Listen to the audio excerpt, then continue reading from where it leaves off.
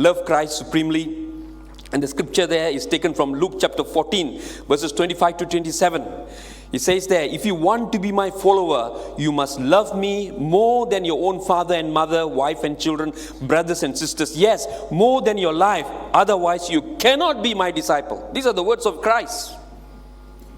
You must love me more than your loved ones. You know, to love Christ supremely, God will bring you to some point of test to find out whether you are His true disciple. For me, there were two instances. The first one was a painful one. The second one was equally a painful one. I remember just before we got married, I told my wife that one day I will go full time because God had called me. Because she thought she was going to get married to a lecturer, you know.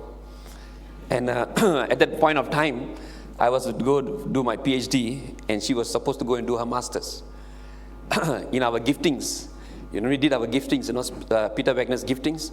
The top on the list for Lillian was voluntary poverty. And she looked at me, it's all because of you.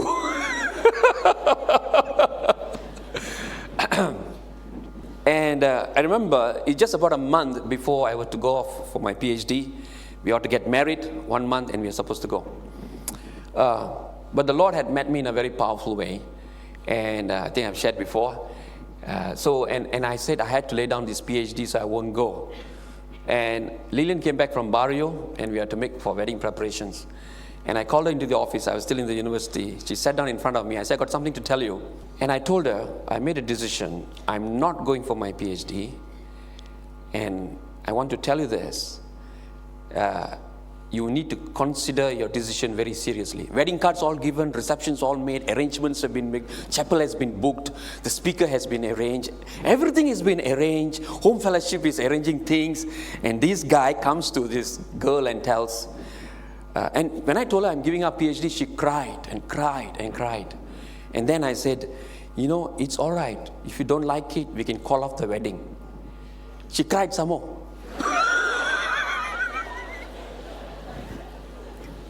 And I was sitting there like a stone. And I was telling myself, nobody is going to stand in the way of me following Christ. Not even my girlfriend. No way, you know. Later I found out it was a very foolish way of doing it. I could have done it differently. I don't recommend that one. The direction is right, the method is terrible. And you know, in the marriage course, one of our healing was that area. I had to tell Lillian, and I said, I'm so sorry for the way I handled that issue. Because for her, it's not whether I'm giving up my PhD or not. For her, is that you are willing to give me up 1 month before wedding. And I love you so much. Oh, well, that's one thing we learned, communication. So anyway, it was very painful. Well, that was 1988. 3 years down the line, I have to go to my parents with Lillian and the children and tell them I have to leave the university and go full time. The time has come. And again, another painful experience. I remember speaking to my parents and said, Mom, Dad, you know, I'm a very obedient son. I spoke to my parents, you know, and the situation is, I was the only person who had gone on to university and had done well compared to the other 3 siblings. So I'm the pride of the family, so you know what it is. And when I said I have to give them up, and I said I said pastor. They asked, what is pastor? I said priest. You know, the understanding of a priest in an Indian context is this half-naked guy with a pot belly stomach, with ashes thrown upon his face. You know, with hair all missing. That is the idea of a priest.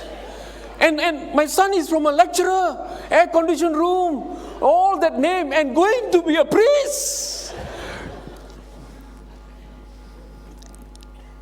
I remember, I do not know what to say. And but then the Lord gave me the words. Only on hindsight I could tell the Lord gave me the words. At that time I did not know. And I faced my parents. I said, Mom, especially my mom, Dad, the day when I stand before Jesus Christ, and when I look into His eyes, And when he asks me, why didn't you follow me when I called you? I cannot look into his eyes and tell him, because my mother told me not to. I told that to my mom. Mom, I cannot look into his eyes and say, because my mother told me. Next morning when I woke up, I was having my time of devotion. She had gotten up early.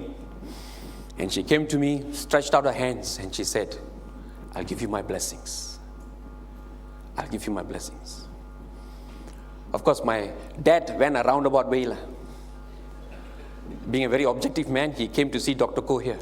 I think I'm the only pastor here who got into full-time service with a father talking to Dr. Ko. You know, Dr. Ko spoke to him and he was convinced. And he said, and so my dad gave his blessings.